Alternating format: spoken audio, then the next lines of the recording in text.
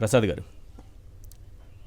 మీరు ఆస్ట్రాలజర్గా చెప్తారా, అనలిస్ట్గా చెప్తారా నాకు అర్థం కాదు. కానీ ఎందుకంటే గతంలో మీరు ఇదే డిబేట్లో మీరు అన్నటువంటి కొన్ని మాటలు, మీరు చేసినటువంటి విశ్లేషణ, నెక్స్ట్ ఉగాదికి ఏదో జరగబోతుంది అన్నట్టుగా మీరు మాట్లాడారు. కానీ పరిస్థితి చూస్తుంటే అలాగే ఉందేమోనని అనిపిస్తోంది. ఎందుకంటే దావోస్కు వెళ్ళక ముందు నుంచి దావోస్కు వెళ్ళిన తరువాత జరుగుతున్నటువంటి పరిణామాలు, వస్తున్నటువంటి స్టేట్మెంట్లు, ఒకటి లోకేష్ను డిప్యూటీ సీఎంను చేయాలి, అక్కడి నుంచి సీఎంను చేయాలనే వరకు వెళ్ళింది. ఇటు జనసేన మాత్రం వదలట్లేదు, మా నాయకుడిని కూడా సీఎం చేయాల్సిందని డిమాండ్ చేసుకునే పరిస్థితి. ఏం జరుగుతోంది అసలు కూటమిలో? ముందుగా సాక్షి ప్రేక్షకులకు నమస్కారం అండి, అలాగే ప్యానల్లో ఉన్న పెద్దలకి మీకు కూడా నమస్తే. ఈశ్వర్ గారు, నేను మూడు పాయింట్లతో ఎలాబరేట్ చేస్తాను. పాయింట్ 1, పనికాహార పథకం ప్రతి నెల మనకు ఒక ఫీడ్ వస్తూ ఉంటుంది, అంటే ఇష్యూ ఒకటి నడుస్తూ ఉంటుంది, దాన్ని డైవర్ట్ చేసి అటాక్ చేస్తున్నారు వాళ్ళు. సో దాంట్లో ఈసారి ఏంటంటే సీఎం, డిప్యూటీ సీఎం. ఎందుకంటే నిన్న టీజీ భరత్ గారు అక్కడ అధిష్టానం అన్న దగ్గర ఒక పాయింట్ మీరు ఆలోచించగలిగితే 4 గంటలకు ఇక్కడ తెలుగుదేశం అధిష్టానం పార్టీ ఆఫీస్ నుంచి డైరెక్షన్స్ ఇచ్చింది, ఇంకేం మాట్లాడొద్దు దీని గురించి అని. చూడండి, అలా ఆ పెట్రోల్ బంక్ ఛానల్లో తిరుపతి లడ్డూలు ఇవాళ నుంచి డిస్కషన్ వద్దని మానేసినట్టు. సో ఇక్కడ అధిష్టానం అంటే నాకు తెలిసి తెలుగుదేశం పార్టీకి చంద్రబాబు నాయుడు గారే కదా, మరి ఆయన సమక్షంలోనే టీజీ భరత్ గారు 6 గంటల తర్వాత మాట్లాడితే కాంట్రడిక్షన్ అయినా కదా. అధిష్టానం ఎవరున్నారు, ఉన్నారా అసలు? ఎవరైనా ఇచ్చారా స్టేట్మెంట్? ఇచ్చారు. అంటే నేను ఒక డిబేట్లో, ఛానల్లో డిబేట్లో ఉన్నప్పుడు మాకు హెన్స్ఫోర్త్ ఈ విషయం మాట్లాడొద్దని చెప్పారు. ఇప్పుడు సాయంత్రం పవన్ కళ్యాణ్ గారి ఆఫీస్ నుంచి కూడా అధికారికంగా అందరికీ రావాలి కదా మాట్లాడొద్దనేది. ఏబిఎన్ ఛానల్లో వస్తే అదే అధిష్టానమా వీళ్ళకి? ఎక్కడ వచ్చింది ఒక స్టేట్మెంట్? ఎక్కడైనా వచ్చిందా? పార్టీ నుంచి ప్రకటన వచ్చిందా? చంద్రబాబు నాయుడు గారు మాట్లాడిన బయట వచ్చిందా? ఒక్క వీడియో రిలీజ్ అయిందా? ఏమీ లేదు. ఒక్క ఏబిఎన్ లో మాత్రమే వాళ్ళు కాసేపు న్యూస్ అధిష్టానం సీరియస్ అని నడిపితే ఏమైంది? అదే సార్, మీరు ఒక విషయం అండి, అధిష్టానం నడిపారని కాదు, నేను డిబేట్లో ఒక అధికార ప్రతినిధి నాకు చెప్పాడు. రెండో పాయింట్ మీకు చెప్తుంది ఏంటంటే, అధిష్టానం నాకు తెలిసి చంద్రబాబు గారి విషయం మాట్లాడుతున్నాను. ఇవాళ మీకు ఆ కిరసనాల కొట్టు ఏడు చేస్తున్నాడంటే వాడు ఇక్కడ న్యూస్ ఇస్తున్నాడు, దీని మీద వర్కౌట్ అవుతుంది. మొదట చూడండి, బ్రహ్మానందంలో సినిమాలో పద్మశ్రీ నేనే పెట్టుకున్నాను అన్నట్టు, రాజ్యాంగం లేకపోయినా డిప్యూటీ సీఎం అని వీళ్ళే పేరు పెట్టుకుంటూ వీళ్ళు ఏ విధంగా ముందుకెళ్తున్నారన్న విషయం అందరికీ తెలిసిన దగ్గర దానికి ప్రోటోకాల్ కానీ ఏం లేదు. ఇప్పుడు ఉదాహరణకి దావోస్ చంద్రబాబు గారు వెళ్తే పవన్ కళ్యాణ్ గారు చీఫ్ మినిస్టర్ చైర్లో కూర్చొని పని చేయట్లే కదా. ఈవెన్ దావోస్ దీనికి బట్టి విక్రమార్క గారు నేను ఇంటర్వ్యూ విన్నారా? చాలా క్లియర్గా చెప్పాడు, ఉంది అక్కడ ఎంఓఎల్కి చేసుకుంటాం, మీ దగ్గర ఇంట్రెస్ట్ ఉంది మేము పెట్టడానికి, మా దగ్గర ఇది ఉందంటే వాళ్ళు ఇక్కడికి వచ్చి మా బిడ్లో పార్టిసిపేట్ చేయవలసిందే అని చెప్పారు. ఓకే, మళ్ళీ వచ్చి ఇక్కడ పార్టిసిపేట్ చేయవలసింది. టెండర్ విధానం ఉంటుంది, టెండర్లో కన్సిడరేషన్స్ ఉంటాయి, అక్కడ దావోస్ ఒప్పందాలు అనేవి. అది ఒకటి అనుకున్నప్పుడు మీకు ఇంకోటి చెప్తున్నా, ఇప్పుడు లోకేష్ గారు డిప్యూటీ సీఎం అన్నది నేను మీరు కాదు కదా మొదలెట్టింది.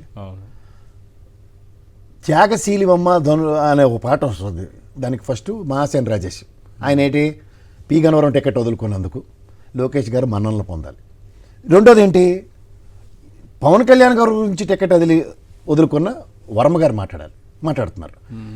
నిన్న మన ఛానల్లో ఒక జర్నలిస్ట్ గారు వెళ్ళి మైక్ పెడితే అక్కడ ఎవరండి బాబు మీకు ఇక్కడ పిఠాపురం ఎమ్మెల్యే అంటే ఎవరు ఆ వర్మే కదా అంటుండే వాళ్ళు. అక్కడ కనీసం పవన్ కళ్యాణ్ గారు కూడా అట్లే.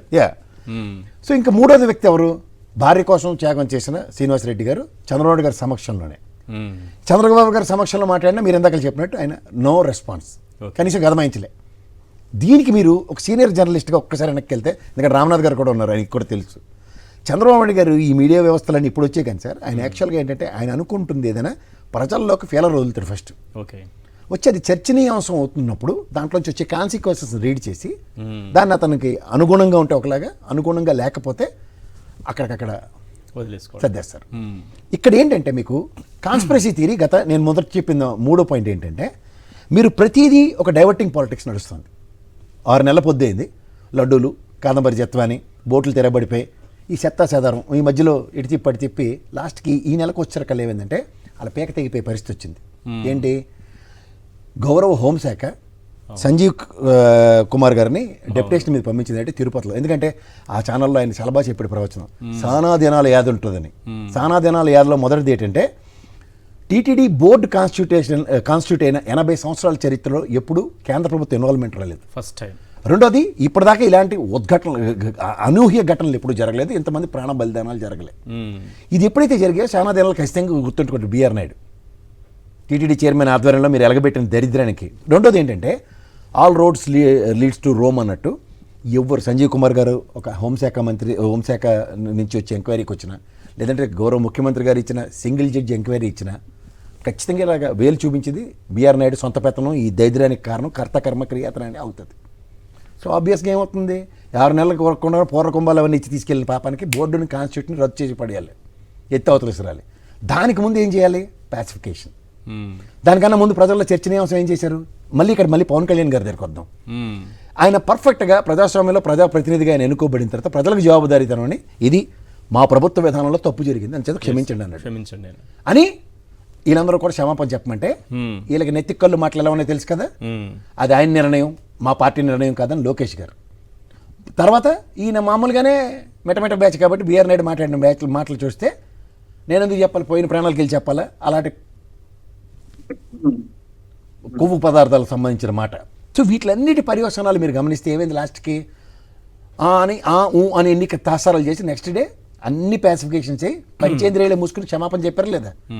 దీనికి ఇంత జరుగుతున్న దగ్గర కేంద్ర ప్రభుత్వం నుంచి ఎప్పుడైతే వీళ్ళు వచ్చారుగా వీళ్ళందరూ ఒకటే అయిపోయి మళ్ళీ పవన్ కళ్యాణ్ గారి మేళలోనే గంట కట్టారు. మీరు ఏదో చెప్పండి సార్, మొదలెట్టారు కదా, మేము సారీలు చెప్పాం కదా, ఈసారి లేకపోతే కొంప ములిగిపోతుంది.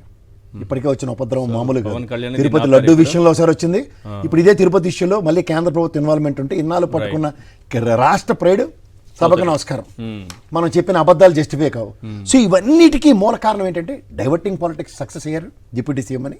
ఇవాళ మనోగతం ఏంటి, ఒరిజినల్ ఏంటి, డిప్యూటీ సీఎం కాదు మేము సీఎం అవుతాం. డిప్యూటీ సీఎం అనేది డైవర్షన్ పాలిటిక్స్, సీఎం అనేది మనోగతం. మనోగతం అన్నప్పుడు ఇక్కడ ఒక బాధ ఏంటంటే వీళ్ళకి ఇంకా బాధాకరమైన విషయం ఏంటంటే ఇక్కడ వీళ్ళు తగిలించి తమాషా చూడడంలో చంద్రబాబు నాయుడు గారి సంగతి మీకు చెప్పాను కదా. ఇప్పుడు ఇక్కడ జరగబోయే స్ట్రాటజీ ఏంటంటే ఎన్నాళ్ళు ఆ లక్ష్మీపార్వతం మీద అలో లక్ష్మణ అని నియమించే పార్టీ విడిపోయింది, రామారావు గారికి అన్యాయం చేశారు, వీళ్ళు పార్టీ పెట్టరు. ఇప్పుడు జరగబోయేది ఏంటంటే 59 మంది మెంబర్స్తో ఇక్కడ 8 మంది అంటే 29 మందితో జనసేన బీజేపీ ఒక పక్కన ఉంటో ఇంకొక 59 ఒక సామాజిక వర్గాల ఈక్వేషన్స్ ఒక పక్కన పెట్టారు. ఎనీ టైం కొంప ముంచే కార్యక్రమం తెరలేపారు. అవునా, ఇటు మూవ్ పడిందంటే రామారావు గారికి వెన్నుపోటు అన్నది ఏదైతే జస్టిఫై అయిందో, ఏదైతే తెలుగుదేశం పరంగా అందరూ ఇటు పక్క ఆయన ముఖ్యమంత్రి కదా సార్ అప్పుడు, అవును ముఖ్యమంత్రిగా ఉన్నప్పుడు ఏంటంటే లక్ష్మీపార్వతి గారు టూ మచ్ ఇన్వాల్వ్మెంట్ అన్న నెపం పెట్టి అది వెన్నుపోటు అనండి whatever name it as Chandrababu గారు ముఖ్యమంత్రి గారు. ఇప్పుడు ఇదే లోకేష్ గారిని ముఖ్యమంత్రి చేసామని డిసైడ్ అయింది అనుకోండి సార్, అందరికీ ఆయన అంటే ఇష్టం అని రూల్ ఎక్కడ ఉంది.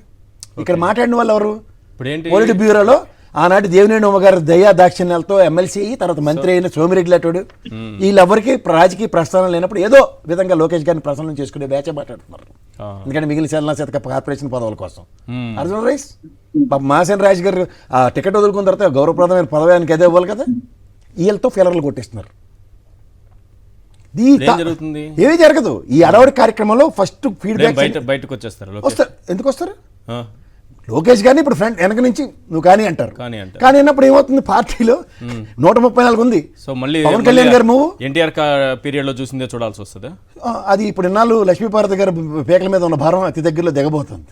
అంతేనా, ఖచ్చితంగా దిగి ఇక్కడ మళ్ళీ షిండే రూపంలో మహారాష్ట్ర రాజకీయాలను ఒకసారి మీరు ఆగమనం చేసుకోగలిగితే బీజేపీ స్ట్రాటజీ ఎలా ఉంటుంది. ఠాకరే గారికి షిండే గారు అన్యాయం చేస్తారని కల్లో ఊహించారు మీరు, అలాగే ఉంటుంది ఇక్కడ.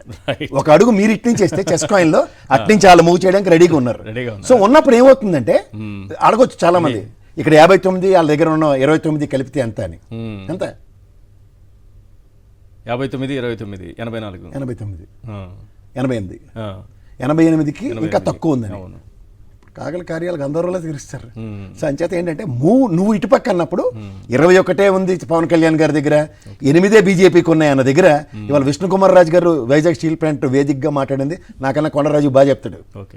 అంటే వాళ్ళు యాటిట్యూడ్స్ ఎలా ప్రదర్శిస్తున్నారో గమనించుకోండి.